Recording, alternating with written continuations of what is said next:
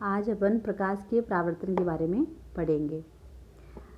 पृथ्वी पे प्रकाश का एकमात्र स्रोत सूर्य है। सूर्य से मिलने वाला जो प्रकाश है वो वातावरण में फैल जाता है और वातावरण में अनेक घटनाएं घटित होती हैं। प्रकाश की किरणों के साथ में उनको अलग अलग संज्ञाएं, विज्ञान की भाषा में अलग अलग संज्ञाएं दी जाती हैं, जैसे कि परावर्तन, अपवर्तन, व्यतिकरण, विवर्तन। तो अपन कक्षा 10 के सिलेबस के अनुसार अपन प्रकाश के परावर्तन और अपवर्तन के बारे में विस्तार से चर्चा करेंगे। तो फर्स्ट टॉपिक अपना है प्रकाश का परावर्तन। तो सबसे पहले अपन इसकी डेफिनेशन पढ़ते हैं, परिभाषा को समझते हैं कि परावर्तन कहते किसको हैं।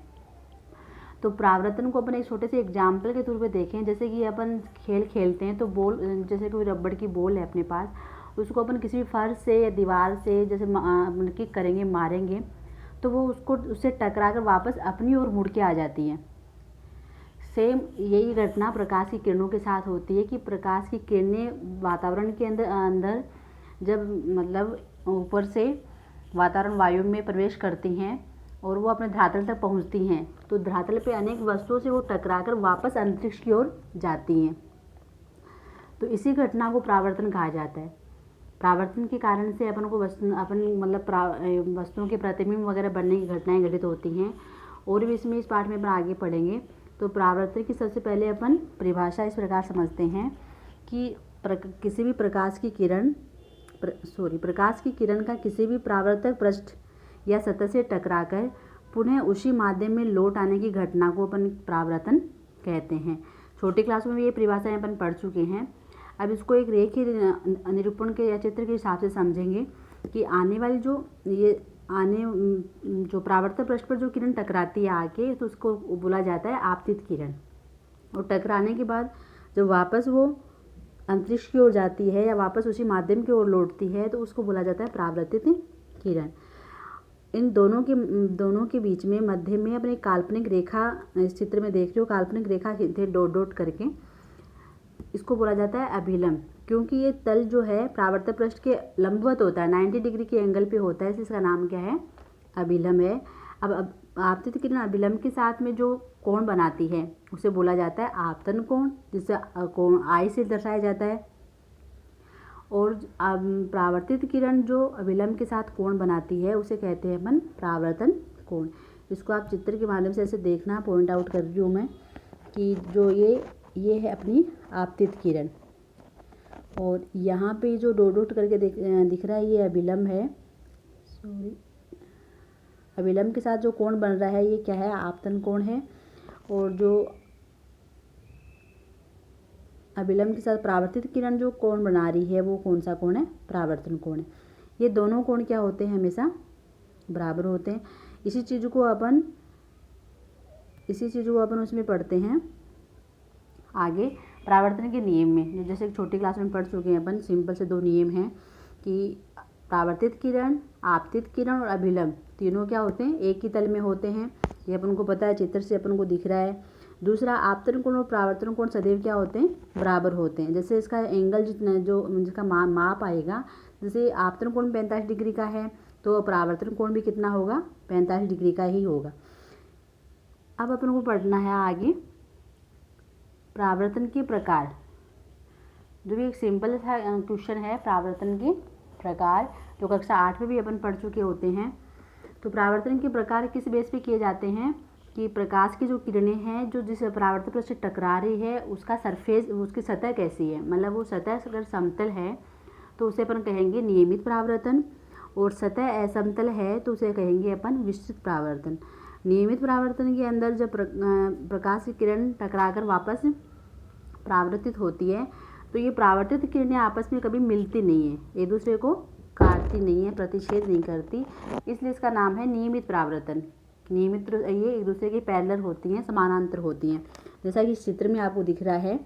और इसमें मैंने थोड़ा ऐसे इस पॉइंट को लिख भी दिया है।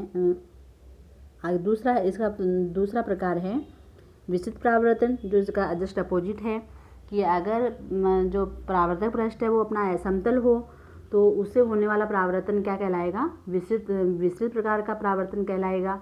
इसके अंदर परावर्तित जो किरणें हैं वो एक दूसरे पे को काट देती हैं, मिल जाती है। मतलब एक अपन चित्र में बनाएंगे, एक पहली आपतित किरण लेंगे, उसकी परावर्तित किरण बनाएंगे, दूसरी आपतित किरण लेंगे तो वो पैरेलल ना होकर उसका थोड़ा एंगल चेंज हो जाता है, क्योंकि धरातल कैसा है, असमतल है। तो ये परावर्तित किरण जो सेकंड वाली आपतित किरण की है और पहले वाली आपतित किरण की जो परावर्तित किरण है वो एक दूसरे को कहीं ना कहीं काट रही हैं, कोई ना कोई पॉइंट पे मिल रही है, इसलिए इसका नाम दिया जाता है विस्तृत परावर्तन। इसके बारे में इतना ही पढ़ना है। इसके आगे अपन हम चर्चा करेंगे कि जो दर्पण है, गोलीय दर्पणों से होने वाला परावर्तन के बारे में विस्तार से पढ़ेंगे। तो इसके पहले अपन थोड़ा वो दर्पण के बारे में चर्चा कर लेते हैं कि समतल दर्पण का आपको पता है कि ऐसा दर्पण जिसका परावर्तक पृष्ठ क्या हो, एकदम समतल हो, उसे अपन समतल दर्पण कहेंगे। और इनसे बनने वाले प्रतिबिंब का भी आप छोटी कक्षा में पढ़ चुके हो।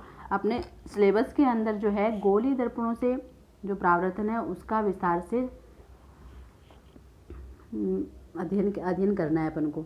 तो गोलीय दर्पण के बारे में पढ़ेंगे। तो जैसा कि नाम से स्पष्ट है कि गोलीय दर्पण ऐसे दर्पण जिनके परावर्तक पृष्ठ क्या हो, गोलीय हो। गोलीय का मीन्स क्या है, जिसमें गोलाई हो, जैसे कि अपनी चम्मच होती है, जिसमें वक्रता होती है, थोड़ी बहुत क्या होती है, वक्रता होती है, उसे अपन क्या कहेंगे, गोलीय दर्पण कहेंगे।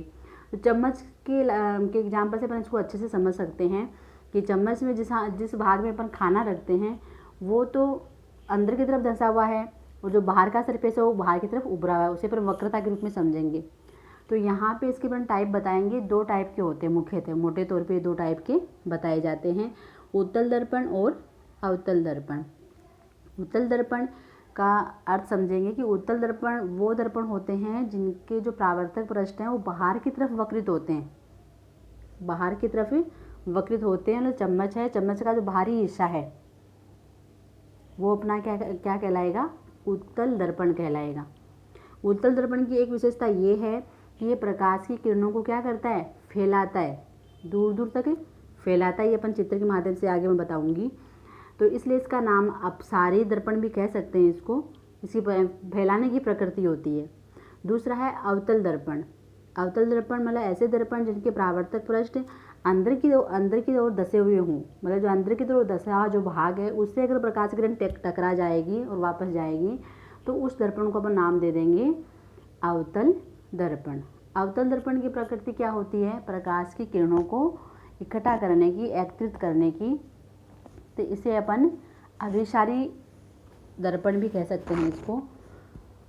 चम्मच का जो समझ में आ गया होगा आपको कि चम्मच का अंदर का जो भाग है जिसमें अपन खाना रखते हैं वो किसका काम कर रहा है, उसको इसकी अपन तुलना कर सकते हैं अवतल दर्पण से, और जो बाहर का भाग है उसकी अपन तुलना कर सकते हैं उत्तल दर्पण से। अब इसका चित्र जो है सिंपल सा, वो चित्र आपको नेक्स्ट वीडियो में बताऊंगी। Thank you.